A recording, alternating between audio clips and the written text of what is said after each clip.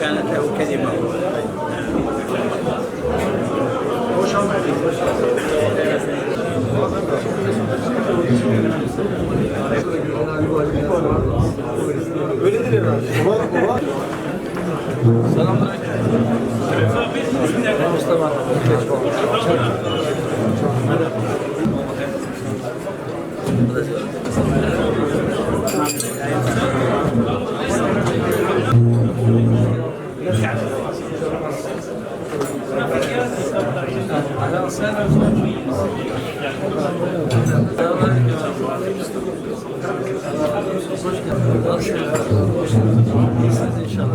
hoş geldiniz. يا اهلا وسهلا. الان الجو في تغيير.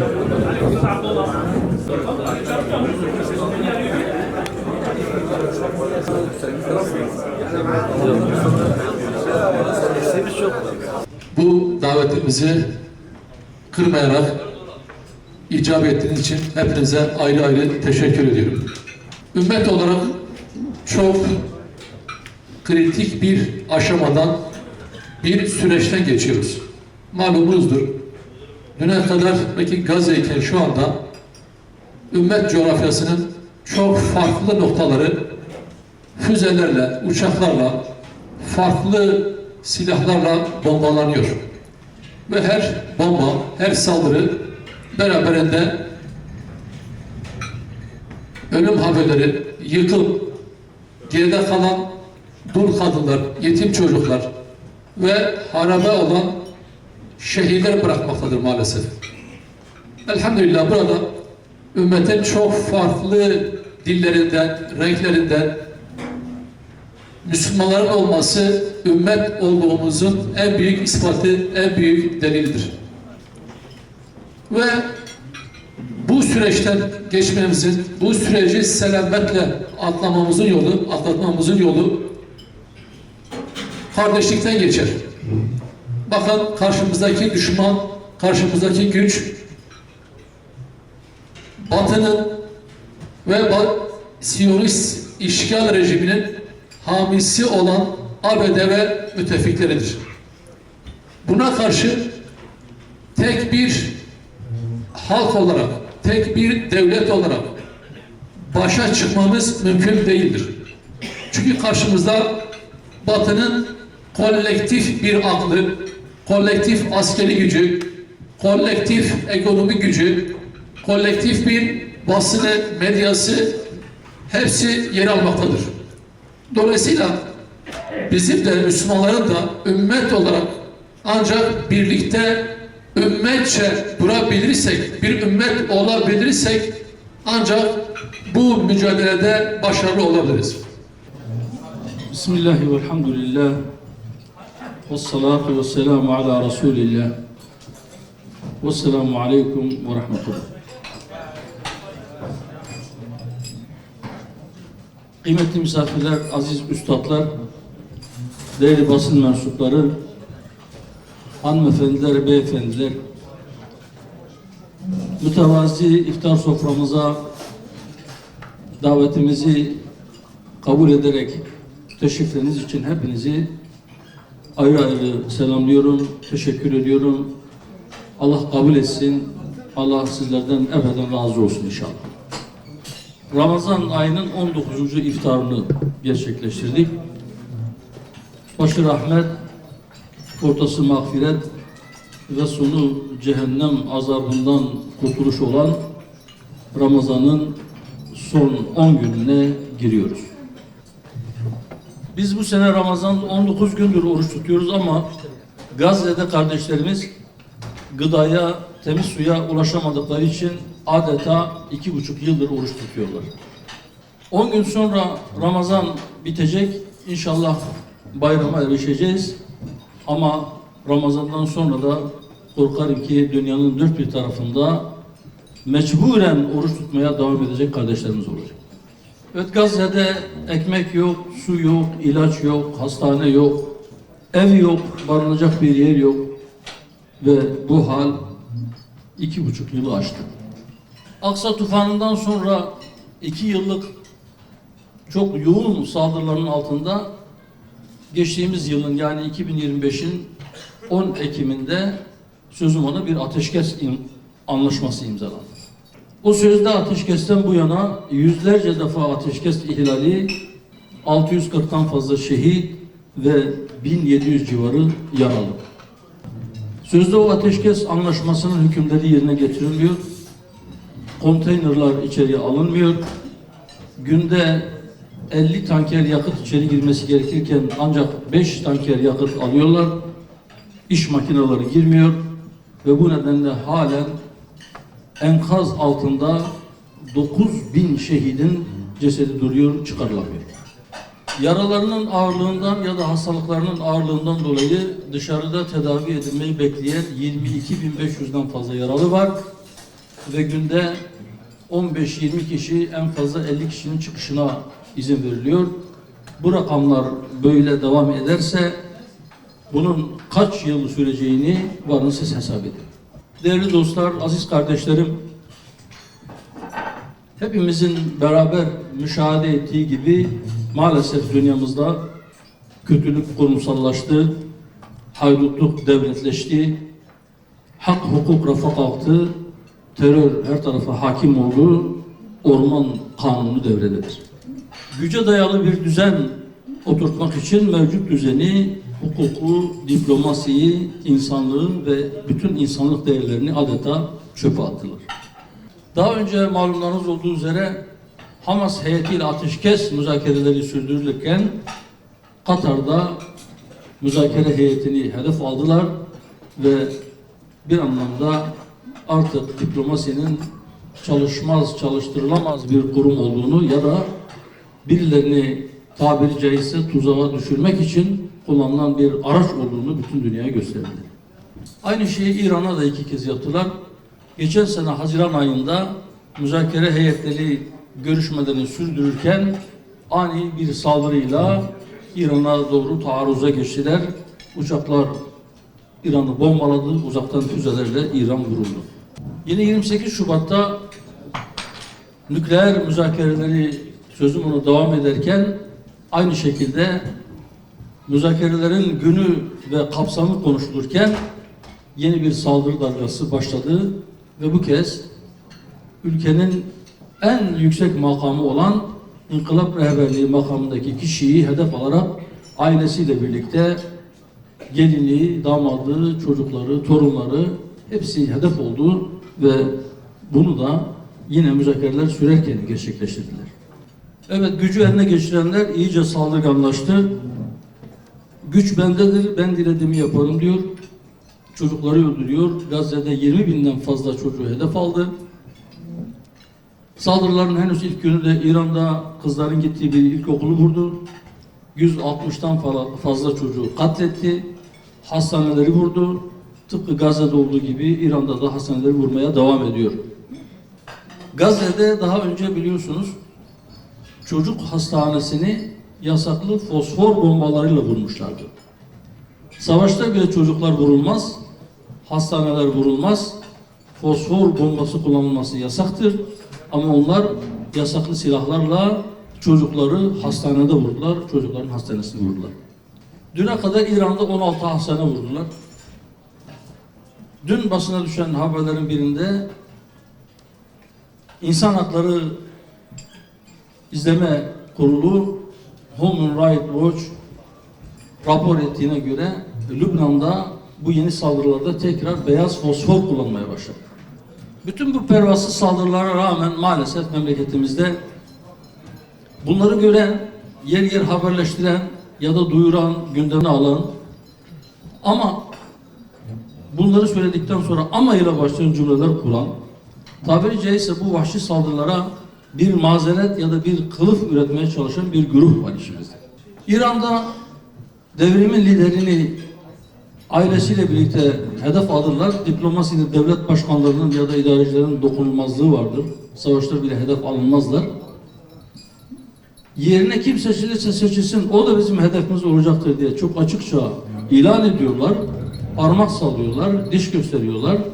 Fakat memleketimizde maalesef birileri acaba falan seçilirse, falan seçilmezse bu saldırılar durur mu ya da hedef olmaktan kurtulur mu diye uzun boylu tartışmalara şahitlik ediyoruz.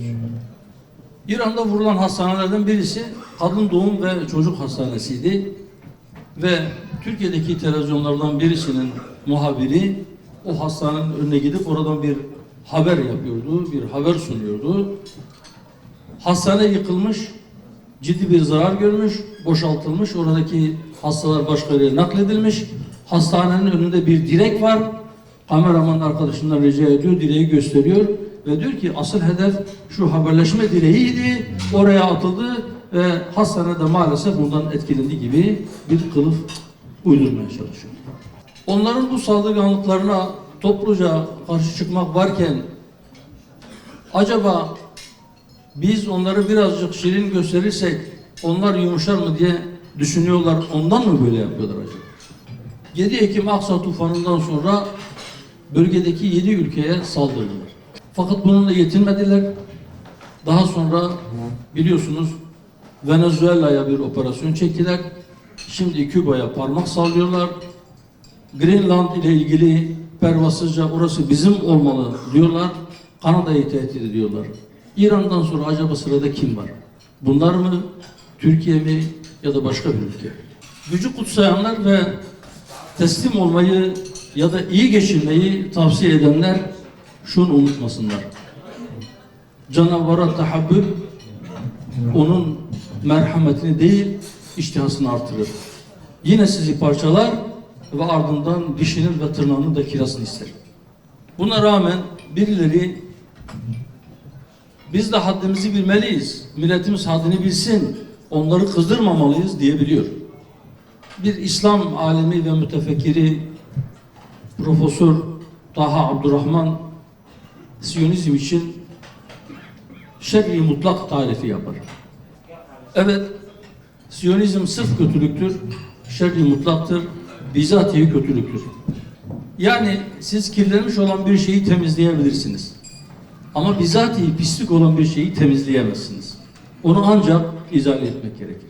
Yıllardır söylüyoruz, Siyonist işgalciler bölge barışının önündeki en büyük engeldir ve yine küresel barışa yönelmiş en büyük tehlikedir. Şu andaki hedefleri İran ama onunla sınırlı kalmayacağı aslında her sözlerinden ve her hallerinden açıkça anlaşılmaktadır. Zira onlar için Sünni ya da Şii fark etmez. Hatta Müslim, gayrimüslim de fark etmez. Onlar insanda ve insani değerlere düşmandırlar ama şu andaki yakın hedefte bulunanlar Müslümanlardır. Onlar için makbul Müslüman, onlara teslim olmuş ya da onlara itaat eden Müslümandır. Onlara teslim olmayan ya da itaat etmeyen ya da en azından onlarla iyi geçirme konusunda ciddi bir çaba sarf etmeyenler sadece ortadan kaldırılması, bertaraf edilmesi gereken zararlılardır. İşte biraz önce söyledik. Bir taraftan Danimarka'yı Greenland vesilesiyle, bir taraftan Kanada'yı, bir taraftan Venezuela'yı, öbür taraftan Küba'yı ya da İslam aleminde diğer ülkeleri sürekli tehdit ediyorlar. Peki bu tehditle herkesi esir mi alacaklar? Onlar sürekli savaş için bir ateş tutuşturma peşindedirler ve çok kere onların yapmaya çalıştığı savaş ateşini Allah-u Teala söndürmüştür. 2001'de Afganistan'ı işgal ederken bir şeyler söylediler, bir olayı bahane ettiler ve yüz binleri katlettiler, şehit ettiler. Irak'ın elinde kitle imha silahları var diyerek Irak'a girdiler. Sonradan kendileri aslında bunun bir bahane olduğunu itiraf ettiler. Şimdi sıra İran'da. İran için yok nükleer silah elde edeceklerdi, yok bilmem falanı tehdit ediyorlardı. Her gün farklı bir bahaneyi ileri sürüyorlar.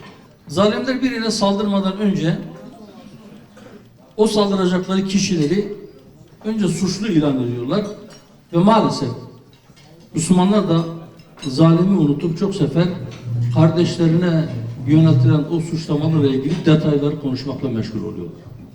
Malumlarınız olduğu üzere geçtiğimiz yüzyılda 2 dünya savaşı yaşadı bu dünya. Ve her ikisi de Avrupa merkeziydi ve savaşı çıkaranlar Batılılardı, Avrupalılardı. 2 dünya savaşında neredeyse bütün Avrupa birbirine girdi. 100 milyona yakın insan öldü ama aralarındaki o savaşları, o düşmanlığı unutup şimdi Avrupa Birliği'ni kurdular. 40-50 sene önceki savaşı unutuyorlar ama İslam beldelerinden herhangi birine bir saldırı yönettiklerinde bize ta Sıffin'e bakın diyorlar. Oraya kadar geri götürüyorlar. İngiliz Başbakanı vardı, bir Demir Lady lakaplı Margaret Thatcher. Sovyetler Birliği'nin dağılmasından sonra yeni bir düşmana ihtiyaç olduğunu ve bunun da İslam olduğunu, artık NATO'nun karşısında İslam'ın ve Müslümanların olduğunu açık seçik bir şekilde söylemişti.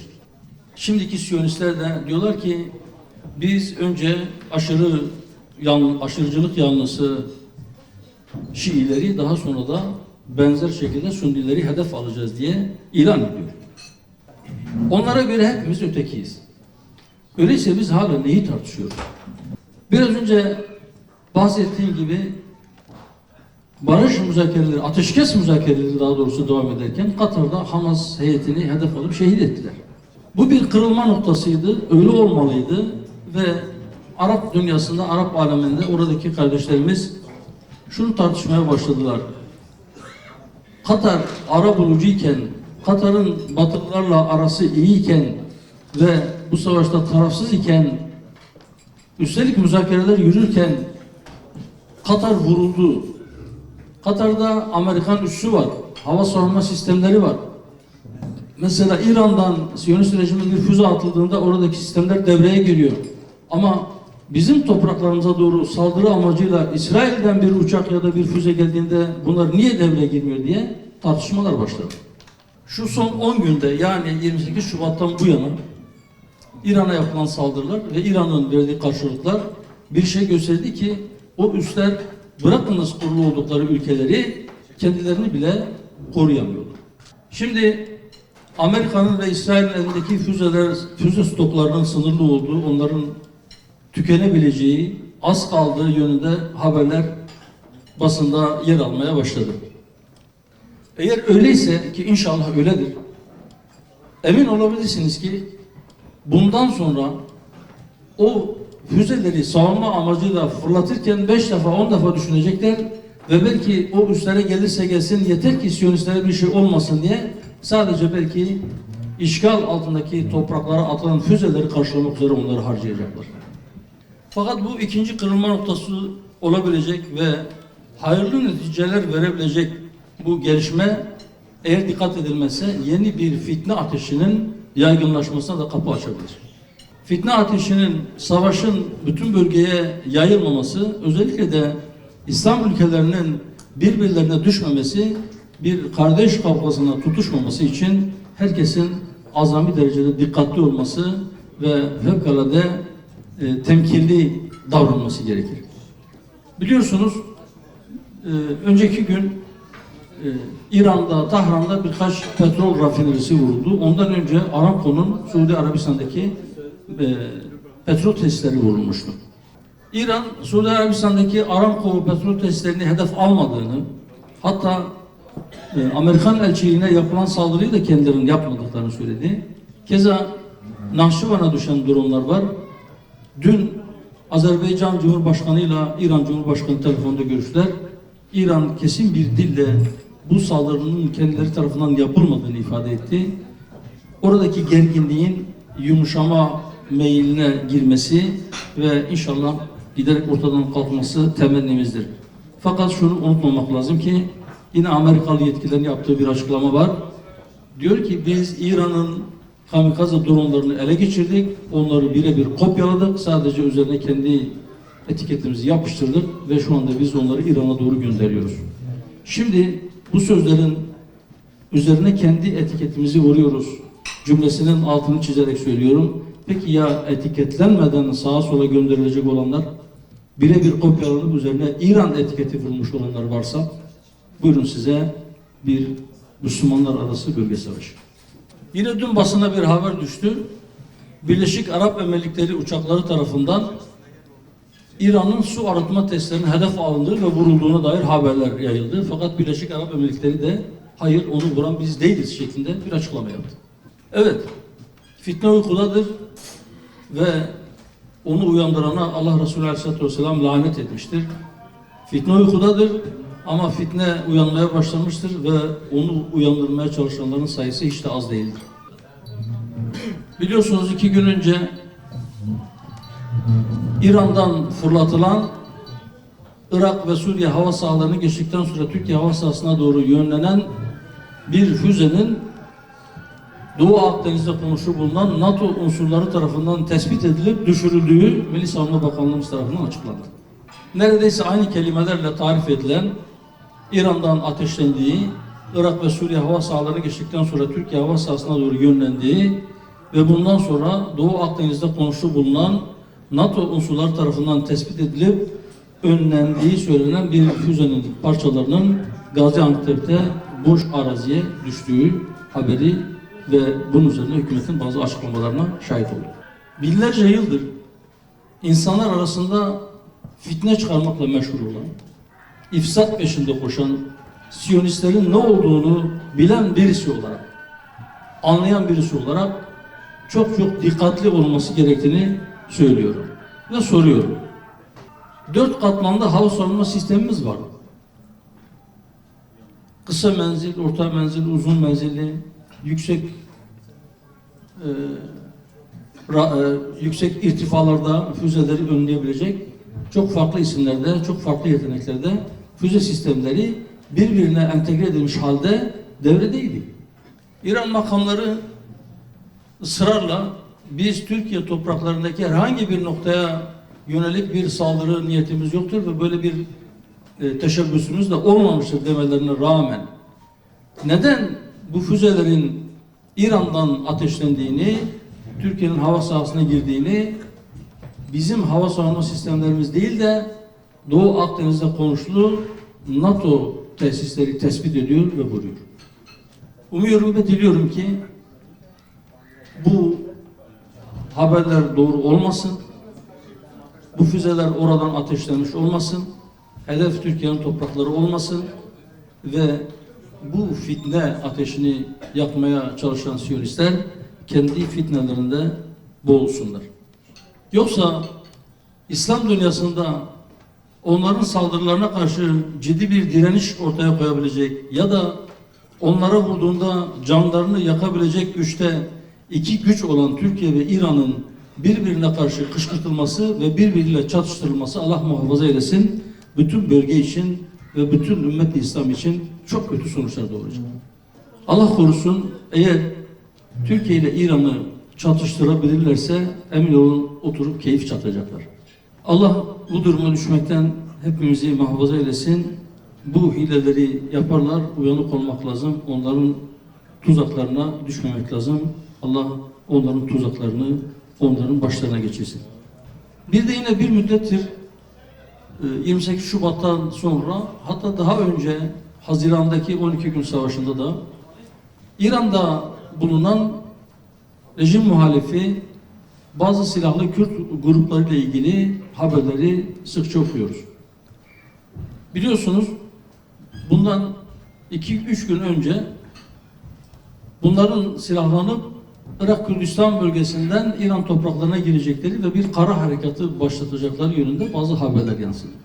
Bu aslında çok mantıklı değil, akla uygun bir şey değil. Fakat yine de birileri ısrarla Kürtler İran'a yönelik bir silahlı saldırı başlatacaklar formunda sanki bütün Kürtler birlik olmuşlar da silahlanmışlar ve İran'a savaş ilan ediyorlar ya da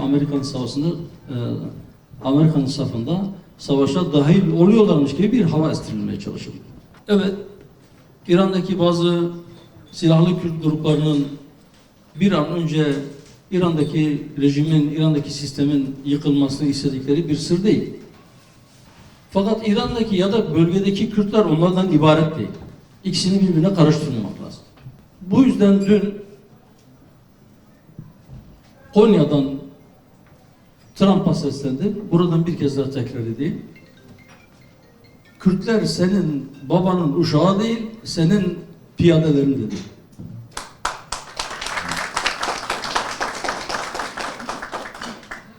Acaba Amerika ile ya da Siyonizmle birlikte hareket edersek bize bir şey var mı diye şüphe içerisinde olanlara da Suriye'yi hatırlatıyor.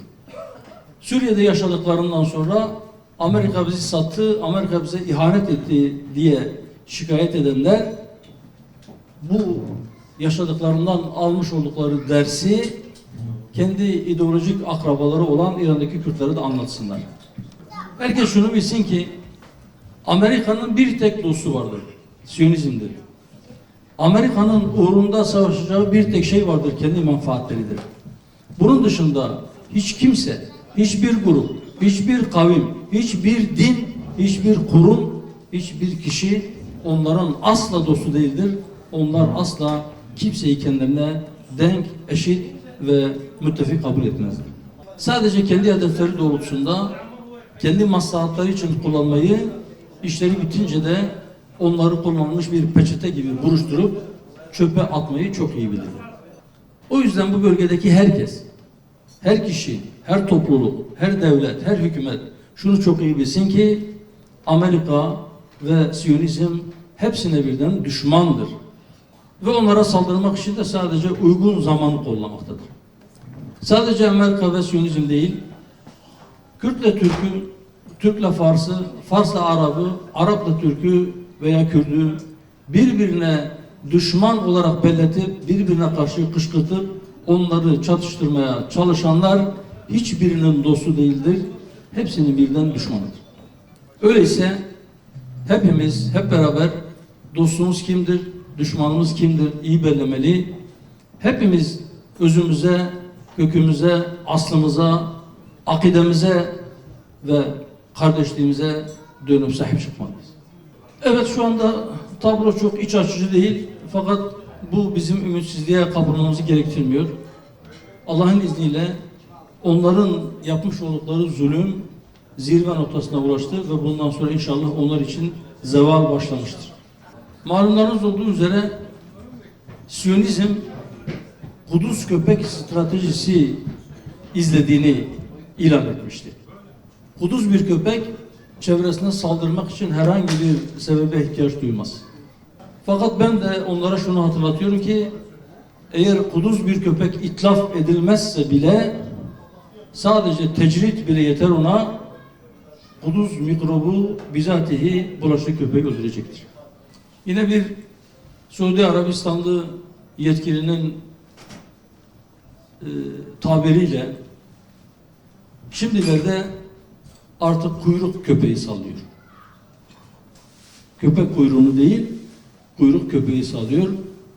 Köpeği Amerika köpeğe benzetiyor. Onun kuyruğunda İsrail'e ve İsrail'in maalesef muhtemelen Epstein dosyalarından dolayı kuyruk olmasına rağmen köpeği sallamaya başladı ve sağa sola saldırtıyor. Kudüs İsrail, Kudüs mikrobunu Trump'a da bulaştırdı. Buradan Amerika'ya, Amerikan halkına sesleniyorum. Eğer bu Kudüs tedavi edilmez ya da o Kudüs da diğer Kudüs'le beraber tecrit edilmezse Kudüs mikrobu kimi bulaşırsa onları da yok edecek. Ve son söz وَاَعْتَصِمُوا بِحَبْلِ اللّٰهِ جَمِيعًا وَلَا تَفَرَّقُوا. Saygıdeğer başkanımıza da bu güzel konuşmalarından dolayı teşekkür ediyoruz. Allah kendisinden razı olsun.